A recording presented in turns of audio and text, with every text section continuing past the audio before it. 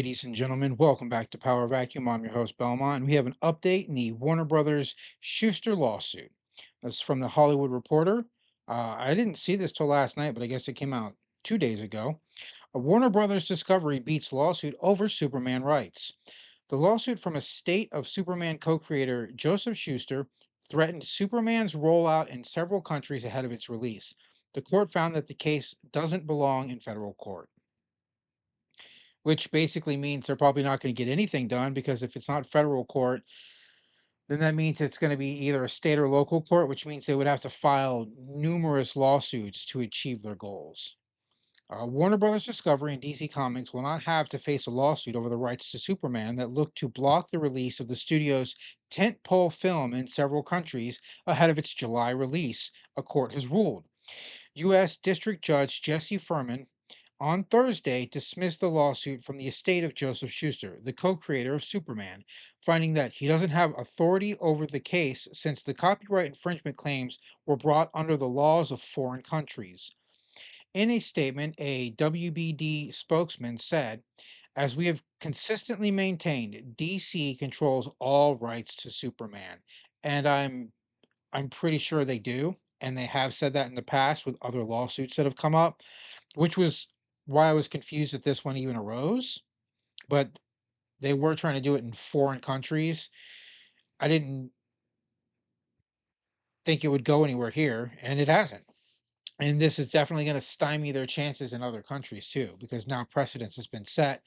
Whether or not those countries choose to adhere to American legal precedents is up to them, but we'll have to see what the Schuster family will do moving forward. Continuing on Friday, the lawsuit was refiled in New York State court. Okay, so they're going to do state stuff. I guess California, Florida, New York, Texas. If they hit the four biggest states, they can actually really affect the margins if it passes through. The sweeping lawsuit from Warren Peary, Schuster's nephew, claimed infringement on copyright laws in the UK, Australia, Canada, and Ireland, among other, alleging that WBD lost its international rights to Superman years ago, but continued to exploit them without permission or compensation. It sought a share of the profits from all works attributable to the alleged infringement, including Zack Snyder's Justice League, Black Adam, and Shazam. In several countries, seriously, Black Adam and Shazam, those brief cameos of Superman, you think are what made those movies make money? Come on now. In Thursday's ruling, which rewind real quick, they didn't make money. I believe those movies suffered net losses when you looked at budget and advertising costs compared to profit.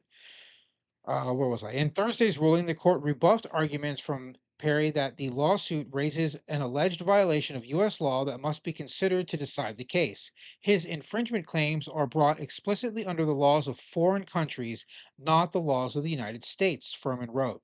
Among the argument that Perry advanced was that his claim arise from under Berne Convention or Berne Convention. We'll say Berne, an international treaty adopted in 1886 as the sets minimum standards for copyright protection. He argued that the court must apply the laws of the countries where his rights to Superman are being infringed upon, including Canada, the UK, Australia, New Zealand, and Ireland.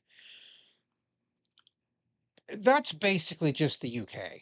Canada and the UK. I think Canada owned Australia, New Zealand, and Ireland until, well, no, not Ireland. Do they own Ireland? Is Ireland part of the UK now? Or the European Convention? I'm not sure. I should know that, but I don't remember. Under UK copyright law, for example, assignments are terminated 25 years after the author's death. But Perry's thinking the estate reclaimed the rights to Superman in 2017 since Shuster died in 1992. I think that 25 years after the original creator's death, everything should be fair game. Fuck you, corporations. Fuck you, family members. You had your opportunities to make the money, but you know what?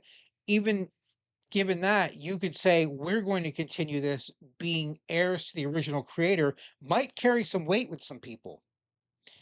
You never know. But I think 25 years after someone dies, that's a whole lifetime for some people. 25 years is enough for an entirely new generation to not even know who you are or that you even existed. The court concluded that the Berne Convention itself isn't self executing, meaning that its provisions aren't automatically enforceable in the U.S. courts. DC's ownership of Superman dates back to 1938 when writer Jerome Siegel and Shuster, a graphic artist, sold their rights to the character and story for $130. The hero's first appearance under DC's banner was in Action Comics #1, which detailed his backstory, secret identity as a newspaper reporter Clark Kent, and powers of a super strength and speed. His first time flying came in 1943 in Action Comics #56 or 65.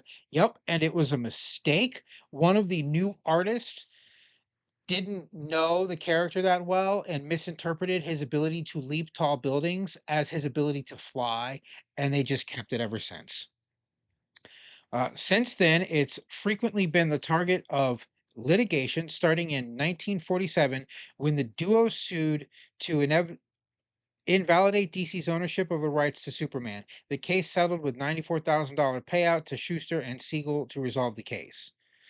So, $130 in 1938 was probably like 15,000 dollars in today's money, which is nothing to sell a character for. And $94,000 is probably close to $1 million in today's money, which is something to sell a character for. Like if I designed a character and this major company was like, we're gonna make billions off of it, but we'll give you 1 million, knowing that I had no way to make those billions myself, I'd probably take the million and sell my character. Then I'd create new characters and I'd sell those too. Or I'd start my own company with the million. I don't know. Under US copyright law, Schuster would typically be able to reclaim his domestic rights to Superman under a provision in intellectual property law that allows authors to claw back ownership of their works after a certain period of time. But his sister and brother reached a deal with DC in 1992 that terminated the rights in exchange for 25,000 per year. A federal appeals court later upheld that determination. Yeah, that's not a bad amount of money. To $25,000 a year to do nothing. That's just flush income.